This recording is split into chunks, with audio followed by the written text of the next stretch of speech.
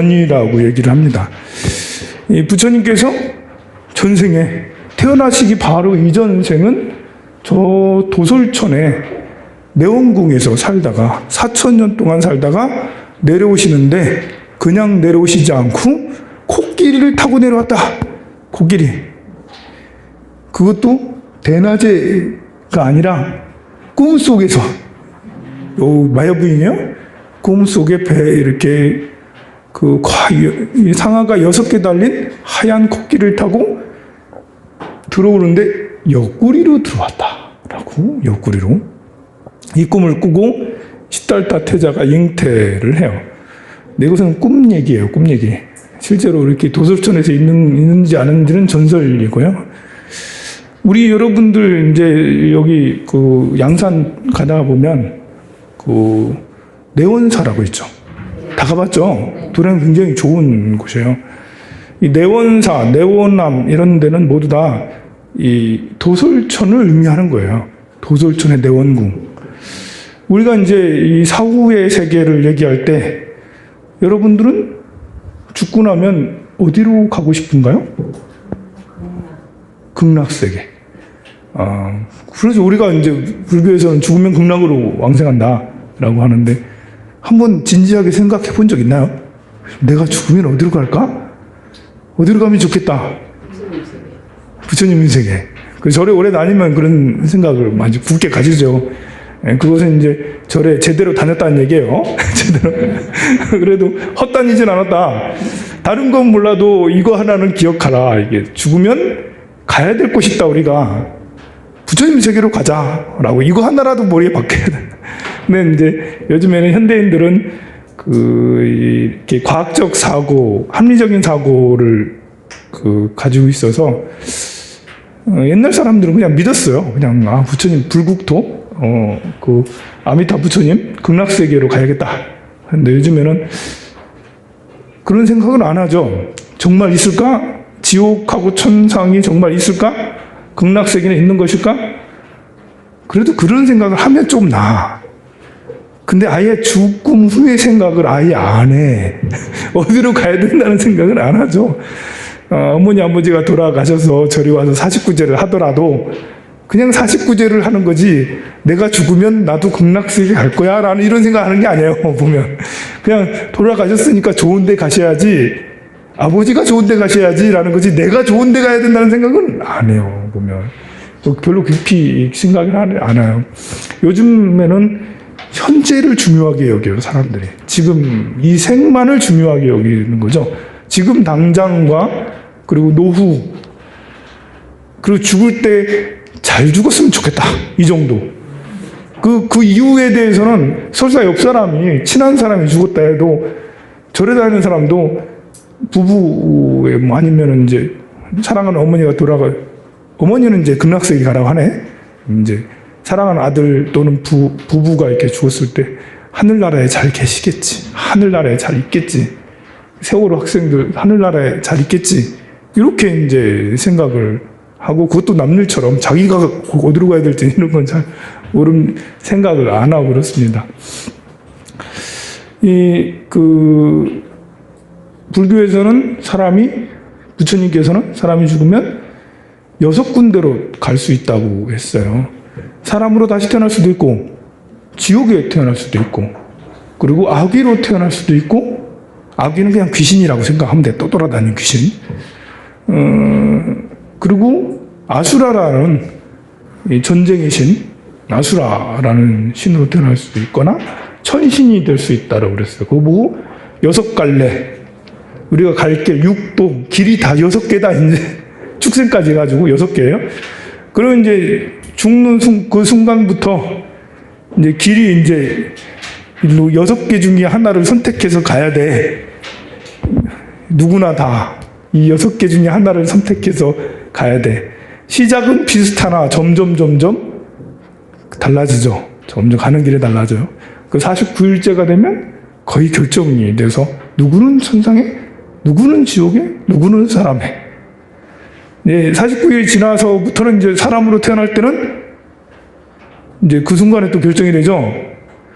누구의 뱃속에 부귀영화를 누리냐, 아니면 찢어지게 가냐. 금수저와 흑수저가 그 순간에 이제 결정이 됩니다. 이제 살았을 때 어떤 생각을 가지고 있느냐에 따라서 보이는 게 헛게 보이기도 하고 진짜가 보이기도 해요. 좋아서 들어갔는데 대골 같은 집인 줄 알았는데, 요즘엔 빌딩이죠. 대골 같은 빌딩, 뭐 이렇게 무슨 타워 같은 63빌딩 같은 타워인 줄 알고 들어갔는데 초가집이었다. 이런 초가집도 아니야, 새 들어 달새 뭐 이런 거였다. 이제 그 다음부터는 이제 그 사람의 일생은 흑수저로서 이제 참 비참한 삶을 살게 되는, 그게 이제 이렇게 결정이 그렇게 돼 간다고 그러죠. 그래서 우리는 최소한 우리가 살아있으면서 죽음에 임박해서는 부처님의 세계로 가야겠다, 극락세계에 왕생을 해야겠다라는 그 생각만이라도 좀 가져야 된다. 그거라도 건져야 된다. 이제 그것입니다. 그것이 가장 주류의 사상이고, 또 이제 또 다른 사상이 있어요. 다른 부처님이 또 계신데, 지금 말하는 이제 도솔초는 부처님이 아니고, 내가 부처님 바로 앞전에 계셨던 곳이에요. 어느 부처님이든 똑같은 패턴을 다 겪는다고 그래요. 전생에 수백 생 동안 보살행을 하고, 그리고 마지막에 태어나는, 그러니까 시달타 태자 같은 경우 마지막에 태어나기 이전에 태어나는 곳이 바로 도솔천 내원궁에서 태어난다. 다른 말로 하면 도솔천 내원궁에서 태어났다 라는 말은 그 다음에 성불할 확률이 굉장히 높다 라는 것이에요. 그래서 성불을 중요시 여기는, 빨리 성불하고 싶어 이렇게 생각하는 사람은 극락세계에 발언하지 않고 제가 도솔천 내원궁에서 태어나게 해 주십시오. 그걸 보고 아비발치라고 그래요. 마지막 한 생 딱 남았다. 이제 내원궁에서 4,000년 동안 이렇게 천인으로 이렇게 있다가 내려와서 지금 내려오시는 부처님은 미륵 부처님이죠. 내려와서 다시 왕자로 태어나든 뭘로 태어나서 나무 밑에서 성불을 하는데, 그 나무가 용화수라는 나무에서 성불을 하게 되십니다. 그게 바로 여기서 말하는 도솔 내의상이야. 이때 이제 여기에 도솔천에서 계셨던 분의 이름은 호명존자였어요. 호명존자가 이 뱃속에 들어가서 시달타 태자로 태어나는 거죠. 요 마야부입니다. 요 그림은 좀 앉아서 조는 듯한 느낌인데 원래 자문을 자는 거였어. 그림을 그리시는 분들마다 상상력이 풍부하신 분에 따라서 이렇게 약간 다르게 나옵니다. 여기 이렇게 계신 분이 다시 마야부인인데, 마야부인은 나무를 잡고 있죠. 이 나무를 무우수라고 그래요. 이 나무를 잡고 아이를 낳았는데 하나도 안 아팠대. 하나도. 너무 편안하게 아이를 낳았다는 거죠. 이제 무통으로 낳았다는 거예요.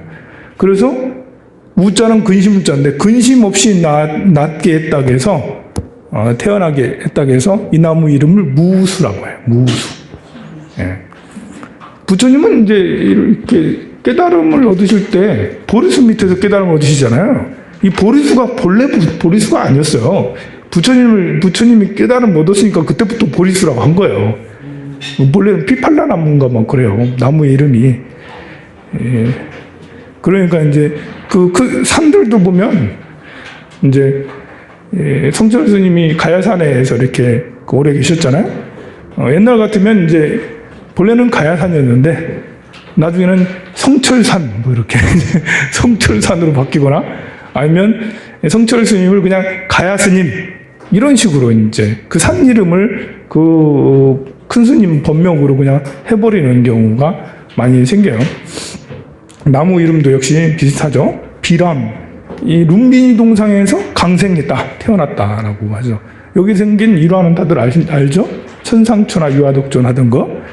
초파일 날에 이제 여러분들 아기 예수가 아니지. 아기 부처님을 이렇게 목욕하는 거 이렇게 여러분들 다 하시게 될 거예요. 그것은 이제 부처님 당시에 그렇게 태어났기 때문에 그 하늘 위 하늘 아래 오로지 나밖에 없다라고 했던 천상천하 유아독존이라는 말씀을 하셨기 때문에 그걸 보고 탄생상이라고 그러죠. 부처님 탄생상. 그 다음에 이제 나이가 사춘기에 접어들고 나이가 20대가 되면서 삼문유관상 세상을 돌아다니면서 사유를 하고 철학을 하는 거죠. 철이 드는 거예요. 이제 세상 경험을 하면서 늙고 병들고 죽고 이런 모습을 보면서 철이 드는 거죠. 철이 들자 삼문유관 유성출가상 성을 넘어서 야밤에 성을 넘어서 출가했다. 야밤 출가. 야밤 도주가 아니고 야밤 출가를 하십니다. 이걸 보고 수학마상이라고 그러고요. 그리고 노건전법상 노경원에서 설산수도상 설산에서 수행을 했던 6년간의 보행을 했던 모습 이게 이제 이런 그림으로 표현이 돼요. 그리고 이제 6번째 그림은 수학마상 나무 밑에서 수행을 하고 있는데 우리가 이제 이렇게 이 부분은 깨달음을 얻는 순간을 얘기하는데 항마라고 얘기를 해요. 마구니를 항복받다. 이 순간을. 그렇게 해서 여성이 이렇게 나오죠. 이 마왕 파순의 세 자매들, 마왕 파순의 세 딸들이 가지가지 유혹을 해서 시달다 태자를 유혹했으나 부처님은 요동하지 않았다라고 합니다. 이 세 딸 얘기가 나오니까 또 얘기를 안 할 수가 없네. 지난주에 제가 이제 PD 수첩 할 거다라고 얘기를 했었죠. 봤나요? 보셔도 돼요. 안 보면 더 좋겠지만, 뭐 우리 스님들의 나쁜 얘기이기 때문에 안 보면 더 좋겠지만, 그래도 이제 절에 다니다 보면 이제 옆 사람들이 하도 그건 뭐야?라고 이렇게 하는 경우가 있어서 여러분들이 제대로 알아야 될 것 같아서 좀 설명을 좀 드릴게요. 이제 안 본 사람을 위해서 약간의 줄거리를 얘기를 할게요. 우리 조계종에는 이제 총무원이라는 데가 있어요. 지난 시간에 잠깐 공부했죠. 총무원이 있고 교육원이 있고 포교원이 있어요. 총무원은 그냥 이제 문재인 대통령처럼 막강한 권력을 가지고 있어요. 절에 무슨 권력이냐 라고 하는데 그 스님들 본래 중벼슬은 닭벼슬이라고 아무것도 아닌데 이 기기가 아무것도 아닌데 세상이 그렇게 안 놔둬요. 보면 일단은 인구가 많아.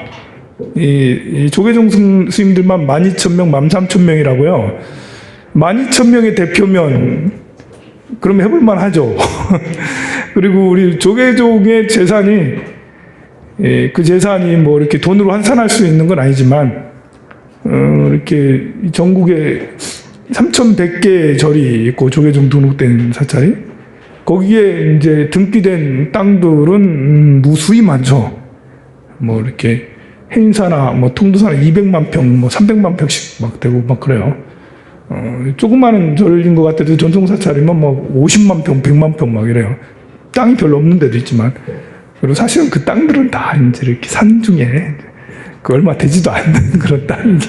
한데 요즘에는 또 그렇게 가격이 싸진 않아요. 그리고 큰 절들은 이제 예산이 적은 건 아니죠. 작은 절들이야 대체로 가난하지만, 그러니까 재물 있죠? 사람들 모여있죠? 그러면 이제 권력이 생기는 거예요. 작은 절들, 이렇게 근근히 지내는 이런 사찰들은 뭐 그냥 살아가겠지만, 전국의 전통 사찰이 수백 개가 돼요. 그 임명을 할 수 있는 권한, 그 절의 주지로 보낼 수 있는 권한, 이거는 굉장히 막강한 거잖아요. 이제부터는 이제 권력이 되기 시작하는 거죠. 근데 그거를 이렇게 우리도 사실은 대한민국도 인법부, 사법부, 행정부 없이 그냥 이렇게 그 봉건 국가로 있을 수도 해도 되겠지만 이렇게 상권 분립을 정확하게 하는 이유는 나라를 더 국민의 대부분의 사람들에게 자유를 주고 국민이 주인이 되도록 하기 위한 모두가 잘 살고자 하는 이유 때문에 그런 우리가 이제 권력을 대행해서 문재인 대통령에게 대행을 우리 대신 해줘라. 국회의원들한테 대신 우리가 우리 걸 입법을 해라. 시장에게 우리 걸 대신 해줘라라는 이제 대의민주주의잖아요. 우리 것을 대신하는 그런 취지로 우리 절에서도 스님들도 대표자를 이렇게 두고 하는데 그 대표자가 부정부패하면 박근혜나 이명박처럼 그 부정부패하면 나라 꼴이 이제 엉망이 됐었죠. 지난 10년간 정말 우리나라는 암울했고 우울했어요. 헬 조선 이러면서 사람들이 이민 가고 싶은 사람이 그렇게 많았었어요. 몇 년 전까지만 해도. 제대로 나라가 국정이 운영이 안 되니까 국민이 불행해지는 거예요. 지금도 역시 행복하다 할 수는 없지만 아직도 경제가 회복이 안 되고 있으니까 다만 이제 남북 대화를 하니까 기분은 좀 좋아. 근데 이제 아직 경제는 회복은 안 되고 있어요. 그런 것처럼 지난 정권이라고 해야 돼 우리도 지난 이제 총무원에서 지금에 이르기까지 거의 지난 총무원장은 이명박 대통령을 방불케 하는 그야말로 이제 우리 불교를 거의 말아먹다시피 하는 그런 사람이 총무원장을 8년이나 했어요. 이분이 뭘 그렇게 잘못했냐 이러면 네가 뭘 그렇게 잘 아는데 라면 할 말이 없지만 그냥 내 느낌과 주장이에요. 이거는 사실에 근거한 팩트에 근거한 게 아니고 제 주장입니다.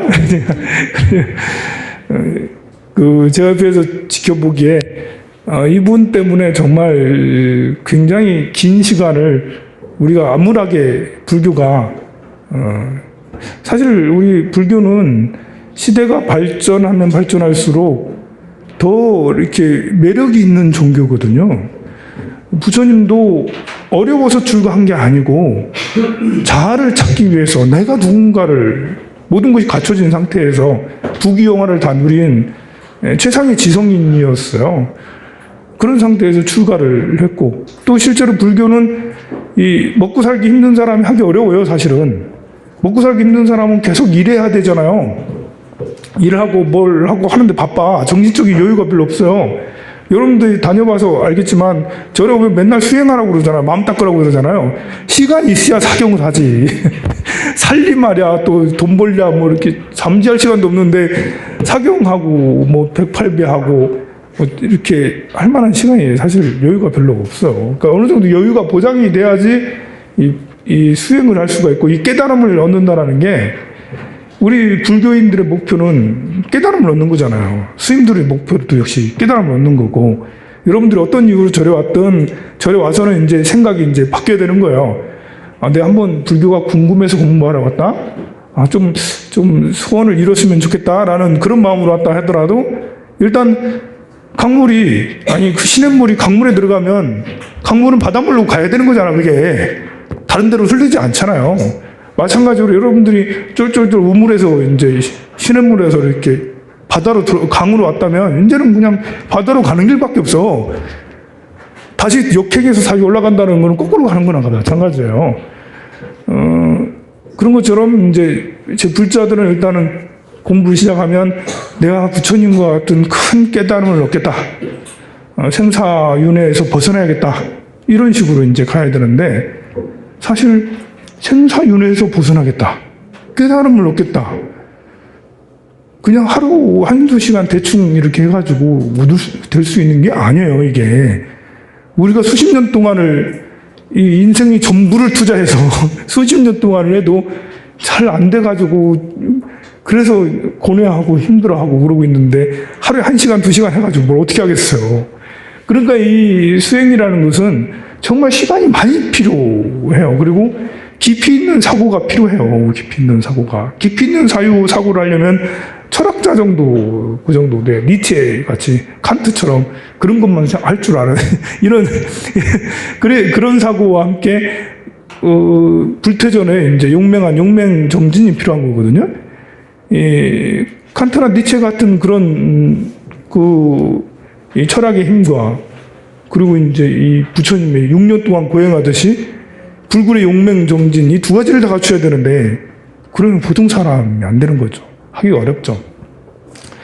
그리고 이제 여유가 이제 있어서 사람들이 이제 이 삶에 대해서 사색하고 철학을 하게 되면 결국은 이제 깨달음을 얻겠다라는 이런 걸로 갈 수밖에 없어요. 그러니 우리 불교는 스님들이 조금 더 이렇게 정말 수행자다운 모습, 또 불자들도 이렇게 부처님이 진짜 바라는 그런 마음으로 나도 참 일치의 지혜를 얻기 위해서 노력해야겠다, 그러기 위해서 봉사해야겠다 이렇게만 해도 조금만 청정한 모습만 보여줘도 사람들이 다 감동하고 아 좋아 우리도 그렇게는 못해도 그렇게 하는 분들을 존경하고 따라야지 이렇게 되기가 아주 좋은 종교예요. 그러니까 서양에서는 이제 불교에 대한 붐이 막 일어나고 본인들의 개종을 하지 않는다 하더라도 명상을 하려고 하고 이렇게 큰 스님들을 모셔다가 달라이라마 전자님을 모셔다가 대법회를 막 하고 그렇게 하고 있단 말입니다. 요즘같이 정보가 굉장히 이제 이렇게 열려 있는 시대에 스님들이 사리사욕만 챙기고 있으면 포교는 전혀 안 하고 맨날 이제 어떻게 하면 돈을 긁어 모으고 어떻게 하면 이 절을 하나라도 더 차지하고 이 생각만 하고 있으면 그러면 이제 알죠 제가자들도 그거 모르겠어요. 그나마 이제 경상도 이 지역은 좀 나아서 여러분들이 그런 생각을 잘 안 하는데 서울 경기도 지역은 정말 이렇게 얼굴 들고 다니기가 굉장히 부끄러워요. 보면 총무원이 거기 있잖아. 조계사에 총무원이 있어가지고 그 정치하는 사람들 다 거기 우글우글 다 모여 있어요. 보면 그 중에 이제 총무원장 스님이 하는 역할이 그렇게 큰데 현재 총무원장 스님이 이렇게 이번에 PD수첩 의혹 보도가 된 것은 이 스님이 90년 전후를 해서 비구니 스님을 강제로 성폭행을 했다라는 거죠. 그래서 딸이 생겼대. 그 딸을 의혹이에요. 이거는 진짜인지 아닌지 판가름되지 않은 거예요. 그 딸을 큰 스님이 자기 속가 형님 앞으로 입적을 시켰다라는 거죠. 그런데 이 아이가 9살, 10살쯤 됐을 때 이 아이를 누가 키웠는지는 잘 모르겠어요. 좀 더 열심히 봤어야 되는데, 이제 더 열심히 덜 봐가지고. 누가 키웠는지 잘 모르겠는데, 키우는 양육자가 설정스님 앞으로 친자소송을 한 거예요. 양육비를 제대로 안 줬는가 봐, 스님이. 그 주장에 의하면, 그래서 친자소송을 했어요. 근데 친자소송을 하면 유전자 이거를 해야 되잖아요. 스님이 이제 안 한 거예요. 안 하고 있다가, 이제 작년에 총무원장 선거에 출마를 하신 거예요. 그것을 이제 수덕사에서는 몇몇 스님들이 서로 알고 있었던 거예요. 이런 사실을. 친자소송까지 했으니까. 그리고 그 아이가 나중에 이제 총무원에까지 고발을 한 거예요. 총무원에 호계원이라고 우리 스님들 잘못하면 끌려가는 곳이 있어요. 보면 가서 취조받고 하는 데가 있어요. 거기까지 고발을 했는데 나중에 몇 년이 지나서 고발을 취하를 해. 뭐 본인이 우울증 때문에 이제 스트레스 받아서 더 못하겠다 해서 이제 취하를 해요. 그런 상태에서 스님이 출마를 하신 거예요. 그걸 암암리에 사람들이 알아 그거를.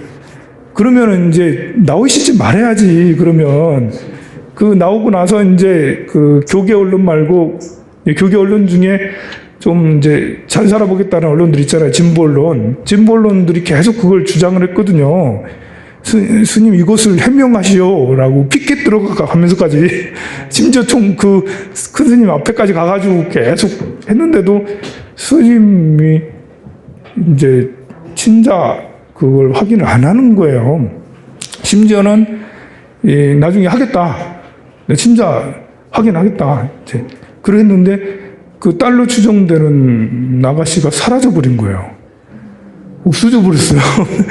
그 스님은 하겠다라고 이제 덜 바뀌었는데 입장이 대상이 있어야지. 그래서 찾아보니까 캐나다로 어디로 사라져 버렸다는 거예요. PD수첩 측에서 결정적인 이제 증거를 들이대는데 그게 통장 거래 내역서예요. 어떻게 따왔는지 따왔어. 해가지고 보니까 이 딸로 추정된 여성에게 그 몇천만 원, 몇백만 원 계속 입금을 하고 친척들까지 한 걸 보면 계산을 해보면 거의 2억 정도? 계속 입금을 한 거예요, 이제. 그러면 이거야말로 정말 빼도 박도 못할, 이게 좀 정말 이상하잖아요, 이렇게 되면. 그런데도 불구하고 스님께서는 총무장이 되고 나서 해명하겠다 했는데, 되고 나서 하시는 말씀이 시간이 지나면 다 알게, 진실이 다 드러날 것이다, 이렇게 해버린 거예요. 이제 이 정도 되면 이제 안 하시고 내려오시면 참 좋았는데 안 했는데 뭐가 또 책 잡혔는지 무슨 욕심이 있는지 계속 지금까지 하고 계신 거예요. 이제 사람들은 PD수첩 MBC에게 욕을 막 해요. MBC가 이제 어떤 일이 있을 때마다 다 MBC에서 다 보도하는 거야. 지금 이제 불교에 무슨 일이 있을 때마다. 그거는 좀 약간 의심스럽긴 해. 이제 있을 일 있으면 MBC에서 하는 건 자꾸 그렇긴 하지만. 근데 그렇다고 해서 이제 교계 진보 언론들이 주장을 했을 때 또 사람들이 피켓 들고 막 이렇게 했으면 얼마나 창피해요, 그게. 그때 그만뒀으면 될 것을 계속 그래 하시니까 이렇게 메이저 언론에서도 가만히 있을 수 없죠. 언론의 역할이 그런 거 아니에요? 언론이 살아서 그런 게 있으면, 의혹이 있으면 보도를 해야 되는 거죠. 지금 JTBC에서는 계속 교회 얘기를 하고 있어요. 얼마 전에는 교회 세습에 대한 걸 계속 이제 보도하고 있더니 요즘에는 만민교회 무슨 이재록 씨인가? 이 목사님 얘기를 계속 하고 있어요. 그럼 JTBC가 교회에 무슨 나쁜 억감정이 있어서 그런가? 그게 아니잖아요. 대한민국이 사회가 밝아지려면 종교계가 밝아져야 돼요. 종교계가 어두우면 사회가 어두운 거랑 똑같아요. 사회가 어두우면 종교계도 어두워질 수밖에 없거든요. 특히 조계종이 이렇게 이제 너무나도 이상하게 변칙적으로 되어 있는 것은 사회의 그런 시스템하고 긴밀하게 굉장히 이제 연결이 되어 있기 때문에 그러거든요. 설정 총무장 스님에 대해서는 뭐 개인적인 그런 걸 하지만, 또 한 분의 교육원장 스님 같은 경우는 이거는 이제 이렇게 교육원장 한 스님의 그런 거라 하기가 좀 어려워요. 교육원장 스님이 행사에 전 주지를 이제 한만기를 하셨어요, 4년을. 근데 행사에 계시면서, 법인 카드를 이제 내역을 보니까 유흥주점에서 쓴 게 5천 몇백만 원인가 8천 몇백만 원이라는 거죠. 그 몇 년 동안 유흥주점에서 그렇게 많은 돈을 왜 쓰냐 저래서. 종무소 쪽에서는 종무소 회식으로 종무소에서 다 돌려가 법인카드니까 돌아가면 쓴다라고 하지만 종무소에서 써도 그렇지 종무소에서 써도 그렇지 그게 황룡사에서 뭐 우리 거사님들 뭐 종무소 회식하라고 막 이렇게 해가지고 한 것이야. 황룡사는 거의 사설사업 비슷하니까 주지심의 의도에 따라서 그럴 수 있지만 해인사는 공찰이잖아요. 해인사는 이제 입장료를 받고 있잖아요, 보면. 그런 공찰에서 그렇게 유흥주점에 그렇게 많이 쓴다는 자체가 이제 문제가 있잖아요. 현금으로 써도 사실은 문제인데, 카드로 그렇게 썼으면 일반적인 생각이 그렇잖아. 카드로 그렇게 많이 썼으면 현금을 얼마나 들여다보나, 이제. PD수첩에서 사장님이 인터뷰하는데 웃기게 인터뷰를 하셔. 농담 삼아서 대구에 계시는데, 우리 부인이 이제 행사 신도다. 그런데 우리 부인이 행사에 시주를 하면 농담 삼아서 부인한테 다 나한테 올 거야 이러면서 나한테 다 돌아오는 거야 이렇게 이제 하셨다고 그러는 거야. 근데 요거는 이제 설사 현웅 스님께서 안 쓰셨다 하더라도 이거는 문제거든요. 제가 행사 스님이잖아요. 그래서 이거는 모함이 아닌 줄 알아. 이거는 정말 그랬을 확률이 되게 높아요. 우리 스님들끼리 이렇게 모이면 사실은 이제 스님들끼리 모이면 자선하고 참선하고 불법에 토론하고 이래야 되는 거 아니겠어요? 스님은 사람이잖아요. 근데 이제 뭐 이렇게 모이면 같이 회식을 하면 콩나물 국밥만 드실 것이지. 주지용림을 이렇게 이제 그렇게 사실은 대만 같은 데를 가면 그렇게 할 수가 없어요. 이렇게 음식점 같은 데서 스님한테 안 팔아요. 그냥 밥은 팔을 수 있어도 조금이라도 뭐가 들어가면 오신채가 들어가거나 고기가 들어가면 아예 안 팔아요. 대만의 불교는 분위기가 스님이 출가하면 출가하는 그 순간부터 진짜 수행자야. 오로지 불법만 수행하는, 포교하거나 수행만 하는 그 시스템이 아주 잘 돼 있어요. 근데 우리 한국 불교는 안 그래요. 출가하면 행자 시절에 열심히 일하잖아요. 일하는 거야 업장도 소멸도 되고 공덕도 되니까 좋아. 근데 이제 어떤 큰 행사를 하고 나면 회식을 시켜줘요. 행자를 내놓고 밖에 나가면 안 되죠. 이제 그만 왔으니까 계속 절에서 회식을 시키더라도 좀 자유시간 주고, 천수경이나 외워 이렇게 가만히 이렇게 할 것이지, 밖에 데리고 가서 회식을 시켜주면 못 먹겠어요. 처음에는 회식도 그냥 콩나물국밥 먹었겠지. 근데 몇 번 하다 보면은 고깃집에 가게 되는 거예요, 이제. 그러려면 나중에는 어떻게 되겠어요? 2차 가가지고 노래방도 가고, 이렇게. 그게 이제 행자 때부터 그렇게 되고, 행자를 기간을 거치면 이제 승가대, 행사나 통도사에 다 이렇게 큰 절들에는 다 설치가 돼 있어요. 승가대 또 4년인데 4년 동안 이제 정말 고생하면서 이 스님들이 이제 배워요. 경전도 배우고 이렇게 절에 있으면서 해야 될 습의, 옷 입고 뭐 화장실 가고 뭘 하고 이런 것들을 철저하게 잘 배워요. 배우는 것을 철저하게 배우는 건 배우는데 거기서도 똑같이 회식을 해. 뭐 하고 불사가고 나면 다시 회식하고 또 2차 가고. 그러니 이제 거기에 또 술이 안 빠지고 또 술도 들어가지. 게다가 이제 이렇게 담배도 많이 펴. 우리 이렇게 그 한국 불교의 역사를 또 지난번에 제가 여러분들 흑역사를 얘기해 줬잖아요. 계속 2강 연속 나쁜 얘기만 하고 있는데 지금 이렇게 우리 한국 불교는 조선 시대에 굉장히 이렇게 이제 핍박을 받았고, 그래도 조선 후기까지만 해도 지금같이 이 정도는 아니었거든요.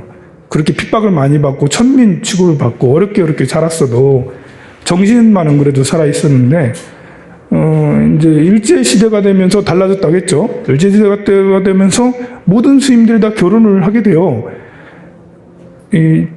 이렇게 결혼을 하게 되면 이제 처자식을 거느리게 되면 정말 수행하고 거리가 멀어요. 자꾸 절에서 이제 자꾸 이 여자 문제가 자꾸 얘기가 나오니까 그것 때문에 이제 절이 이렇게 그 와해되는 그런 절들이 적지 않거든요. 포교당을 냈다가 포교당이 문 닫고 가는 여러 가지 이유들이 있는데 그 중에 한 30-40%는 다 이제 이성 때문에 그래요. 잘 하시다가 한 번 문제가 되면 와르르 무너져가지고 사람들이 다 도망가고 안 와. 이제. 그런 일이 정말 많이 벌어지거든요. 그런 걸 볼 때 어떤 신도는 그래. 스님도 차라리 결혼하셔가지고, 당당하게 그냥 결혼하셔가지고, 그냥 이렇게 그 목사님들처럼 그렇게 하시라고, 그렇게 얘기하시는 분들이 심지어 있을 지경이에요. 그런데 이제 이렇게, 그러면 문제가 없을 것 같죠. 일련의 성범죄가 전문인들이 성범죄, 일반인들 말고 어떤 전문 직종의 성범죄가 한 700건 가까이 이렇게 신고가 돼서 된다고 그래요. 그 중에 전문인 중에 제일 성범죄가 많이 접수되는 이 분야가 목사님이시래요. 목사님이 제일 많이 성범죄 때문에 신고가 많이 들어온대요. 그 말은 이 신부나 스님들은 아예 결혼을 금지하잖아요. 근데 여성을 탐할 때는 굉장히 이제 하고 싶다고 해서 이렇게 되는 게 아닌 거야. 이제 신도도 스님하고 관계되면 안 된다는 거 알고, 스님도 하지 말아야 된다는 거 알고 하기 때문에 어떤 특별히 이상한 이제 지경이 되지 않는 이상 스파크가 일어나지 않는다라는 거지. 이 사건이 잘 안 생긴다라는 거예요. 근데 이제 교회의 그 분들은 안 그렇잖아요. 목사님들은 안 그렇잖아요. 또 우리나라 특히 남성들의 지금 말고 지금은 조금 생각이 달라졌습니다만 이 앞전까지만 해도 몇 년 전까지만 해도 남성들의 사고는 어떻게 하면 한 명이라도 더 여성을 더 취하는 데 목적이 있었어요, 보면. 그게 이제 어디 가겠냐고, 그게 그런 정신이. 그런 이제 그렇게 사건, 사고가 많았던 거죠.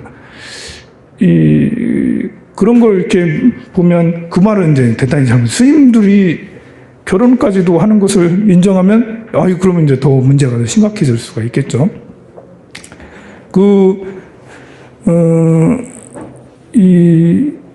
우리 한국 불교는 일제시대 때 그런 걸 겪었고, 또 해방 이후에, 정말 이제 패싸움하는 이런 폭력까지 이렇게 다 동원이 됐던 이런 흑역사가 있었어요. 그러니까 수행의 체계가 많이 무너진 거예요. 그래서 성철 스님이 봉암사 결사를 그렇게 주장해서, 봉암사에서 결사를 통해서 스님들이 청정 수행하는 그런 풍토를 만들자라고 했는데, 그게 뭐 봉암사 결사에 한 40명, 50명 이 스님 가지고는 다 할 수는 없잖아요. 그런 풍토가 흐름으로 바뀌려면 수백 명이 그게 동참을 해야 되잖아요. 그게 안 됐으니까 그때도 잘 안 됐고, 또 해인사 가셔서 성철 스님이 가야 총림을 하면서 총림의 문화로서 그렇게 해보자 했지만, 역시 이제 대한민국 그 정신이 안 받쳐주는 거예요. 우리 대한민국 사람들의 정신, 19세기 정말 100여 년 동안 정신 문화가 완전히 바닥져 버렸거든요. 그 영조, 정조 시절에 정조 대왕이 이 개혁을 실패하면서 일찍 죽었잖아요. 일찍 죽으면서 실패했잖아요. 그 이후에 순조, 철종, 고종 이렇게 등극을 하면서 나라가 완전히 이제 이렇게 정말 망가지기 직전해서 정말 망해버렸어요. 망하기 직전이 아니라 진짜 망했어요. 나라가 100년 동안, 400년 동안 그냥 꾸역꾸역 넘어왔는데, 이 10년이 지나고 20년이 지나면서 실정을 하면서 잘못하면서 100년이 지나자 일본한테 이제 싸움 한번 제대로 못하고 정말 우스운 상황인 거예요. 생각을 해보요. 이제 일본하고 우리나라는 서로 전쟁했나요? 전쟁 안 했어요.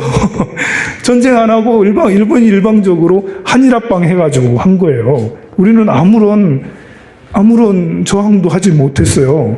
그러니까 아무 힘이 없으니까 저항을 할 수가 없는 거였어요. 그런 상태에서 35년 동안 정말 조직적인 방법으로 이게 식민 통치를 받았죠. 식민 통치를 받으면 정신이, 국민성이 상당히 비굴해지게 돼요. 남 밑에 들어가서 잘 보이는 사람이 출세하는 거잖아, 지금. 정의로운 사람이 출세하는 게 아니라 사법을 행하고 이렇게 손 벌리고 빌고 하는 이런 사람이 출세해버린 사회가 돼버린 거잖아요. 그 이후에 그것이 끊이지 못하고 이승만 정권 독재도 역시 일제의 연속, 또 미군정까지 더 이렇게 해서 더 복잡해졌어, 이제. 그런 걸 경험했던 대한민국. 또 박정희 정권 때 새마을운동을 해서 좋아지긴 했지만 역시 독재라서 역시 이제 의식이 좀 밝지 못했죠. 그것은 여러분들의 부모님을 생각하면 알 수 있어요.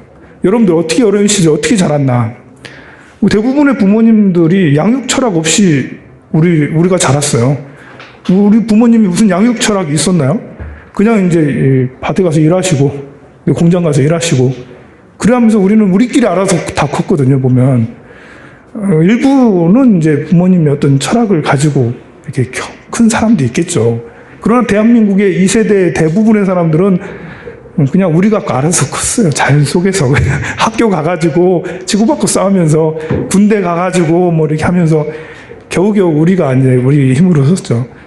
그렇게 해서 배운 게 없으니까, 양육 철학이 없으니까 여러분들도 자식을 기를 때 전부 다 자충우돌하면서 자식을 기른 거예요.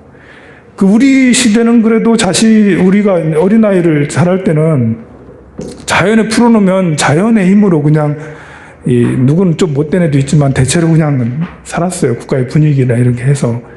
그러나 지금의 아이들은 부모님이 끼고 살잖아요. 항상 부모님 곁에 다 있잖아요. 그러니까 부모님의 영향을 더 많이 받는 시대예요, 지금. 그 어린아이들은. 그러니까 우리가 받은 이제 어떤 양육 철학이 없기 때문에 이 상태에서 어떻게 아이를 키워야 될지 몰라가지고 그냥 이렇게 그 뭐든지 다 해주면 좋을 것 같아서 뭐 학원이라 학원 다 보내고 뭐 사달라는 거 다 사줘가면서 이제 그렇게 해서 아이를 키웠는데 그 결과가 뭐냐고 지금 젊은 세대들이 스스로 뭘 할 줄 아는 게 있냐고요. 지금 이렇게 사람을 뽑아서 뭐 일을 시키려고 하면 병원 같은데 이제 이렇게 해서 이제 일을 시키려고 하면 자질이 안 되는 며칠 일하다가 가버리고 안 와버리고 이제 말도 없이 안 와버리고 이게 너무 심각하다는 거예요. 차라리 그냥 나이가 많은 50대, 60대가 차라리 낫다. 힘없고 그래도 20대, 30대 힘 있으면 뭐 하냐. 이게 안 되는데 그런 지경에 이제 와 있는 거죠. 우리 이제 한국 불교에 대해서 다시 얘기를 하게 되면 우리 한국 불교에 대체로 이제 비구니 문화보다는 비구 문화가 주류니까 남자들끼리 모여 살잖아요. 우리 스님이 서로 모여 산다고 생각하지 말고 남자들끼리 모여 산다고 생각을 해보면 우리 남자들 모여 살면 뭐예요? 군대 문화잖아요. 군대 문화가 그대로 이제 절에 들어와요. 모든 절 중에 해인사가 규율이 제일 세다고 그래요. 해인사에서 행자 생활하면 알아준다고 그래요. 이거는 수행의 체계가 잘 돼서 알아주는 게 아니라 특전사 나왔다는 거예요, 이제. 제대로 규율이 잘 해서 잘못하면 기합받고 막 참여받고 뭐 3,000배는 기본으로 맨날 하고 이런 어떤 수행이 자비심이 더 넓어져서 넓고 큰 마음이 돼서 이렇게 지혜가 막 일어나는 게 아니고 정말 힘든 곳에서 겨우겨우 살아남았다는 점. 그래서 특별한 훈련을 받고 왔다라는 이런 정도라는 거예요. 그게 이제 지금 교육원장 스님의 현흥 스님 세대, 우리 앞에 바로 앞에 세대. 저는 이제 30년이 다 돼가요. 우리 씨가 출가하면서부터 이제 좀 분위기가 바뀌어지긴 했어요. 이제 저는 91년도에 출가했으니까 70년대, 80년대는 거의 군대하고 똑같았어요. 그럼 우리 출가 이후엔 더 나아졌냐? 좀 그런 분위기는 풀려졌지만 어떤 수행의 이런 철학 이런 것들은 아직까지 정비가 잘 안 돼 있었죠. 지금도 역시 그건 마찬가지고. 그러니 군대에서 그렇게 하던 이런 문화들이 절에도 그냥 남아있고 그러니까 그러니 담배 피는 것도 군대에서 다 배우잖아 보면. 배워온 것이 처음에 행자 때는 안 펴. 이제 눈치도 있고 하니까. 근데 강당에 들어가면 또 사내들이 또 모여 앉아가지고 이제 강당 스트레스 정말 많이 쌓이거든요. 이게 고등학교, 옛날 80년대 고등학교 생각하면 딱 좋아요. 고등학교 올라가면 선배, 후배가 이제 3학년, 2학년 엄청 잡고 2학년, 1학년 엄청 잡잖아요. 그 마찬가지로 4년 동안 1학년은, 2학년은 정말 죽어나는 거예요. 이제 3학년, 4학년이 밑에 반을 다 이렇게 이잡듯이 잡으니까 그럼 얼마나 힘들게 스트레스 받겠어요. 그러면 담배를 배웠던 스님들끼리는 이제 쉬는 시간에 산수 가가지고 다 뿜뻑뿜뻑 하고 있고 이런 문화가 계속해서 이어져 왔으니 지금 해인사에서 이렇게 법인카드를 쓰는 이런 내역들이 여러분들은 이해가 안 되지만 나는 그 속에서 봐왔기 때문에 참 이건 문제다. 이제 이번에 뭐 피지수첩에서 방영된 것은 차라리 잘 됐다. 뭐 이렇게 불교를 회불하는 것보다도 한 방 맞아야지. 그래야지 정신 차리지 않겠어요. 우리도 이제 그걸 끊어야 되잖아. 또 큰 스님들께서는 제발 좀 이제 반발하시지 마시고 그냥 조용히 참여하시면서 내려오셨으면 참 좋겠는데 조계종에서는 지금 반응이 강력 대응한다고 반응이 나오고 있어요. 조금이라도 좀 양심을 가지고 내려놓으시면 좋겠는데 뭐 내려놓으면 안 될 이유가 있는가 봐. 너무 부끄러워요 그런 거 보면.